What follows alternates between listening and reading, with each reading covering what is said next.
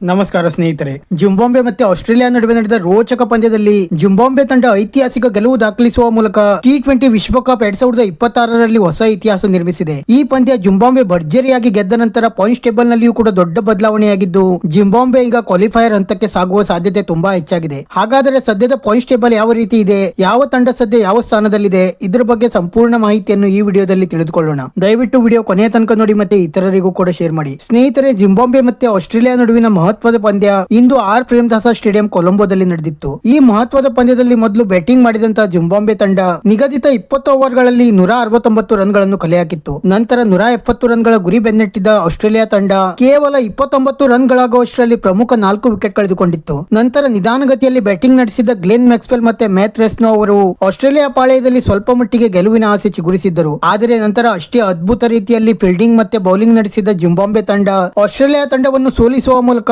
Points table ನಲ್ಲಿ ದೊಡ್ಡ ಬದಲಾವಣೆ ಮಾಡಲು ಯಶಸ್ವಿಯಾಗಿದೆ. ಹಾಗಾದರೆ ಸದ್ಯದ T20 ವಿಶ್ವಕಪ್ 2026ರ ಪಾಯಿಂಟ್ಸ್ ಟೇಬಲ್ ಕಡೆಗೆ ನೋಡುವುದಾದರೆ ಸದ್ಯ ಗ್ರೂಪ್ ಡಿ ನಲ್ಲಿ ನ್ಯೂಜಿಲೆಂಡ್ ತಂಡ ಆಡಿದ 2 ಪಂದ್ಯದಲ್ಲಿ ಗೆದ್ದು 4 ಅಂಕದೊಂದಿಗೆ ಮೊದಲ ಸ್ಥಾನದಲ್ಲಿದ್ದರೆ ಸೌತ್ ಆಫ್ರಿಕಾ ತಂಡವು ಕೂಡ ಆಡಿದ 2 ಪಂದ್ಯದಲ್ಲಿ ಗೆದ್ದು 4 ಅಂಕದೊಂದಿಗೆ 2ನೇ ಸ್ಥಾನದಲ್ಲಿದೆ. ಮತ್ತೆ ಅಫ್ಘಾನಿಸ್ತಾನ, UAE ಮತ್ತೆ ಕೆನಡಾ ತಂಡಗಳು 3, 4 ಮತ್ತೆ 5ನೇ ಸ್ಥಾನದಲ್ಲಿವೆ. ನಂತರ ಗ್ರೂಪ್ ಸಿ ನಲ್ಲಿ ವೆಸ್ಟ್ ಇಂಡೀಸ್ ತಂಡ ಆಡಿದ 2 ಪಂದ್ಯದಲ್ಲಿ ಗೆದ್ದು 4 ಅಂಕದೊಂದಿಗೆ ಸದ್ಯ ಮೊದಲ ಸ್ಥಾನದಲ್ಲಿದ್ದರೆ ಸ್ಕಾಟ್ಲೆಂಡ್ ತಂಡ ಆಡಿದ 2 ಪಂದ್ಯದಲ್ಲಿ 1 ಪಂದ್ಯವನ್ನು ಗೆದ್ದು ಮತ್ತೆ 1 ಪಂದ್ಯವನ್ನು ಸೋತು 2 ಅಂಕದೊಂದಿಗೆ 2ನೇ ಸ್ಥಾನದಲ್ಲಿದೆ. ಮತ್ತೆ ಇಟಲಿ, ಇಂಗ್ಲೆಂಡ್ ಮತ್ತೆ ನೇಪಾಳ ತಂಡಗಳು 3, 4 ಮತ್ತೆ 5ನೇ ಸ್ಥಾನದಲ್ಲಿವೆ.